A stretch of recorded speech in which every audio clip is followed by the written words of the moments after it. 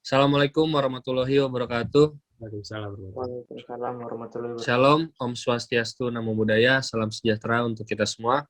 Kami dari Universitas Negeri Jakarta, Pendidikan Teknik Bangunan, kelompok chapter 6 akan mempresentasikan tentang teknik fondasi. Pertama, mari saya perkenalkan dulu untuk kelompoknya. Yang pertama ada saya sendiri, Nabil Skibagis. Selanjutnya ada Yusril Iza, dan ada Alfian Rahmat Saputra. Baik, langsung dimulai saja. Untuk daya dukung ya, untuk yang pertama akan kita bahas.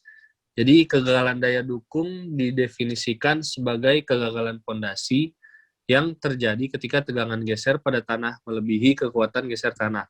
Kegagalan daya dukung fondasi dapat dikelompokkan menjadi 3 kategori sebagai berikut. Jadi itu dikutip dari FESIC tahun 1963 dan 1975. Nah, di sini kita memiliki persamaan daya dukung yang paling umum digunakan adalah persamaan yang dikembangkan oleh Terzaghi untuk pembebanan vertikal seragam dari pijakan strip. Terzaghi mengasumsikan kegagalan geser umum atau di gambar 6.1 untuk mengembangkan persamaan kapasitas dukung berikut. Jadi bisa dilihat seperti gambar yang di sini rumusnya, di mana Q ult itu adalah daya dukung akhir untuk pijakan strip, dan Q besar ult adalah beban konsentris vertikal yang menyebabkan kegagalan geser umum pada tanah di bawahnya. LB atau KNB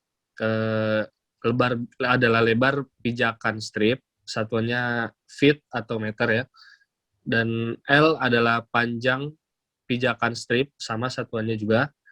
GT sama dengan total berat unit tanah. DF sama dengan jarak vertikal dari permukaan tanah ke dasar pijakan strip. C adalah kohesi tanah yang mendasari pijakan strip.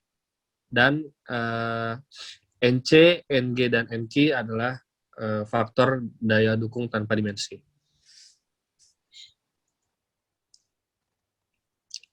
Untuk menghitung tekanan bantalan yang diizinkan Q semua, yang digunakan untuk menentukan ukuran fondasi, persamaan berikut digunakan. Jadi Q semua sama dengan Q ult per F, di mana Q semua sama dengan tekanan bantalan yang diizinkan, juga dikenal sebagai daya dukung yang diizinkan. Dan Q ult adalah daya dukung akhir dari persamaan. F sama dengan faktor keamanan, di mana faktor keamanan yang umum digunakan adalah sama dengan 3. Selanjutnya kita membahas grafik faktor daya dukung. Yang pertama ada tanah kekompakan. N dan NQ itu secara otomatis memasukkan penyisihan untuk pelubangan dan kegagalan geser lokal pada tanah tanpa kohesi. Dan kegagalan cukup masuk gambar dengan sudut gesekan tanah tanpa kohesi atau F untuk memperoleh NG dan NQ. Pilihan lainnya adalah memasukkan grafik dengan uji penetrasi standar atau SPT. N60 nilai untuk mendapatkan NG dan NQ. Selanjutnya semua jenis tanah, NC, NG, dan NQ itu tidak termasuk tunjangan untuk meninju kegagalan geser. Jika tanah cukup gembur atau cukup lunak untuk pijakan akan meninju tanah, lalu menyesuaikan nilai F dan C seperti yang tertera pada judul gambar. Dalam gambar 6.5 dan 6.6, faktor daya dukung meningkatkan dengan cepat pada sudut gesekan tinggi atau F. Faktor daya dukung ini harus digunakan dengan hati-hati karena tanah alami tidak homogen dan tidak variabilitas alami. Tanah tersebut akan menghasilkan lapisan yang lebih lemah yang akan dieksploitasi selama kegagalan daya dukung. Selanjutnya daya dukung untuk tanah tanpa kohesi. Tanah tanpa kohesi adalah non-plastik dan termasuk kerikil, pasir, dan lanau non-plastik seperti tepung batu. Tanah tanpa kohesi mengembangkan kekuatan gesernya sebagai akibat dari tahanan, gesek, dan ikatan antar partikel tanah. Untuk tanpa kohesi, C sama dengan 0, dan suku pertama dalam persamaan 6.1, 6.5 adalah 0. 6.1 dan 6.5 dengan menggunakan persamaan berikut, di mana GA sama dengan berat unit yang disesuaikan, yang digunakan sebagai pengganti GT untuk istilah kedua di persamaan 6.1 dan 6.5.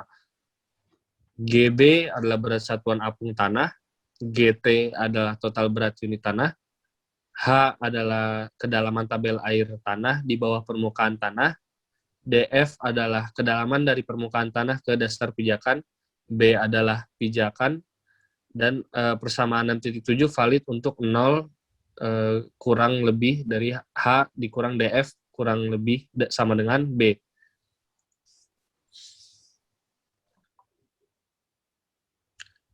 Daya dukung untuk tanah kohesi.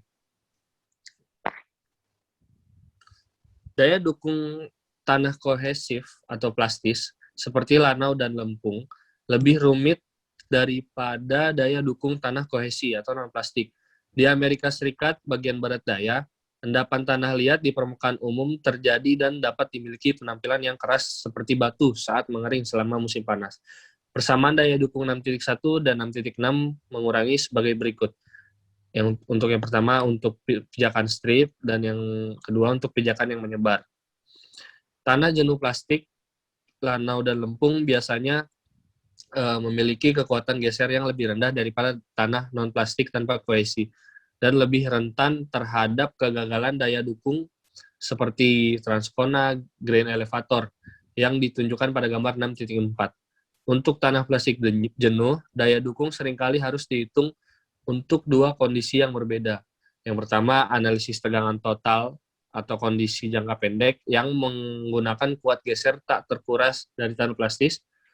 Dan yang kedua, analisis tegangan efektif atau kondisi jangka panjang yang menggunakan parameter kekuatan geser terkuras dari tanah plastik.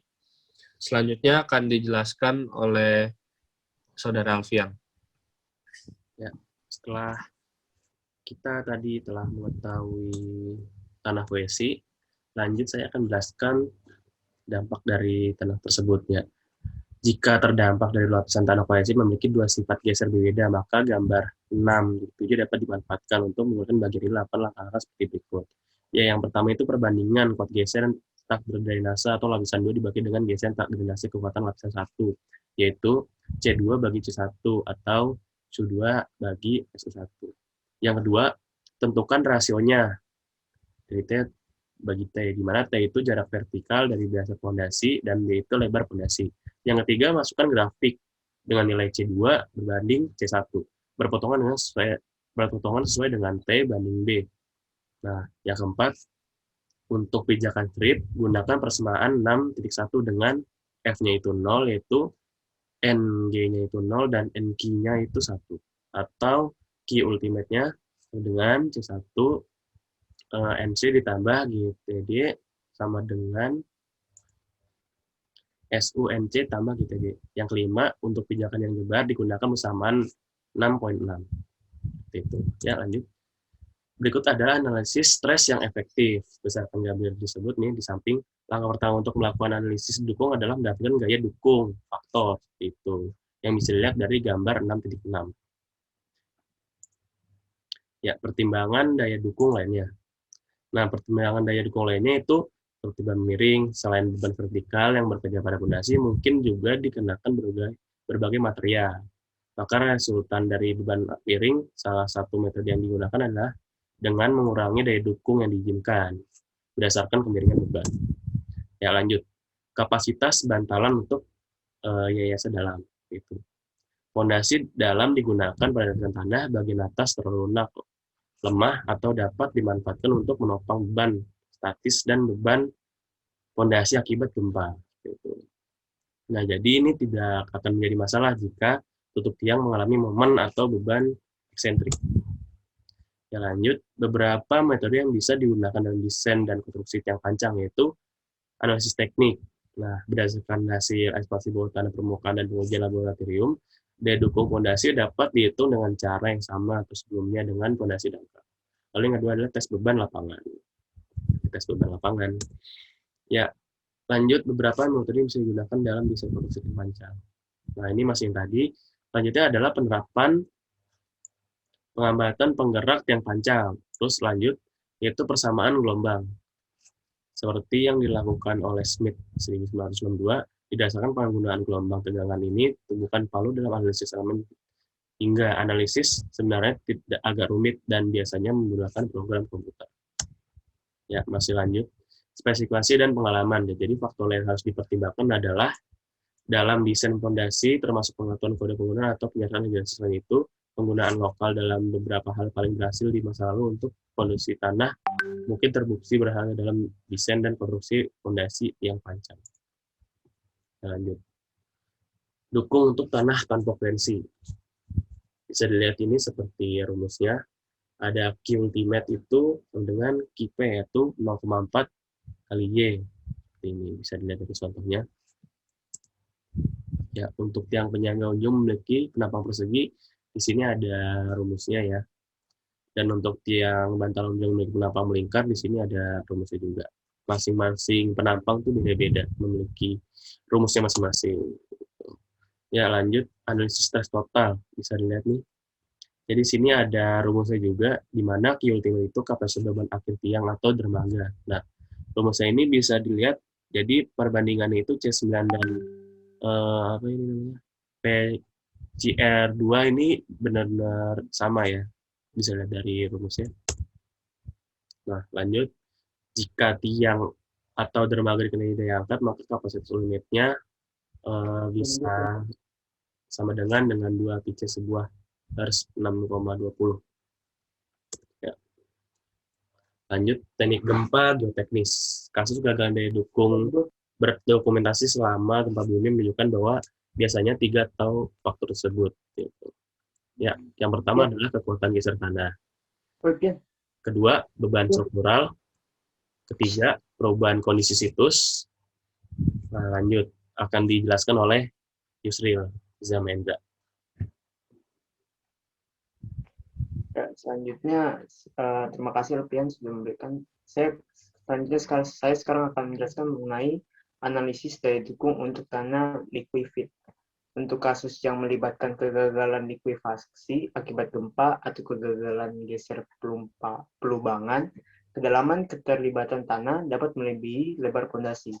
Untuk bangunan yang dengan banyak pijakan yang tersebar yang menempati sebagian besar area bangunan, bola tekanan individu dari setiap pijakan dapat bergabung dan dengan demikian seluruh lebar bangunan dapat terlibat dalam kegagalan daya dukung. Nah, seperti gambar di atas ini, analisis geser ini diasumsikan bahwa beban akan menyebabkan pondasi menghantam lurus ke bawah melalui lapisan tanah terkikis bagian atas dan masuk ke lapisan tanah cair. Seperti di gambar ini, asumsi ini berarti bahwa akan ada permukaan geser vertikal di dalam tanah yang dimulai dari sisi pijakan yang memanjang lurus ke depan hingga ke lapisan tanah yang dicairkan. Juga diasumsikan bahwa tanah yang dicairkan tidak memiliki kekuatan geser. Nah, berikut merupakan rumus untuk menggunakan asumsi yang diuraikan di atas. Faktor common F dapat dihitung sebagai berikut untuk pijakan strip seperti gambar 6,30 dan untuk pijakan menyebar seperti gambar 6,31, di mana bisa dilihat di samping di bawah ini. Lanjut, ya. Yang dimana R itu ketegangan geser tanah untuk pijakan strip, R adalah tanah geser persatuan panjang dan pijakan, P itu beban pijakan, T itu jarak vertikal dari dasar pijakan ke atas lapisan tanah cair, dan TR itu kekuatan geser lapisan tanah, dan B itu lebar pijakan, dan L juga itu panjang pijakan.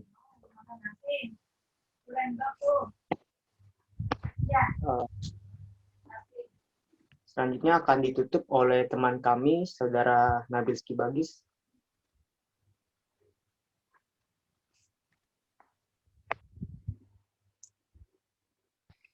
Baik, terima kasih untuk penjelasannya dari Yusril dan juga Alfian. Mungkin cukup sekian yang bisa kami sampaikan. Kurang lebihnya mohon maaf. Assalamualaikum warahmatullahi wabarakatuh. Waalaikumsalam. Waalaikumsalam warahmatullahi wabarakatuh.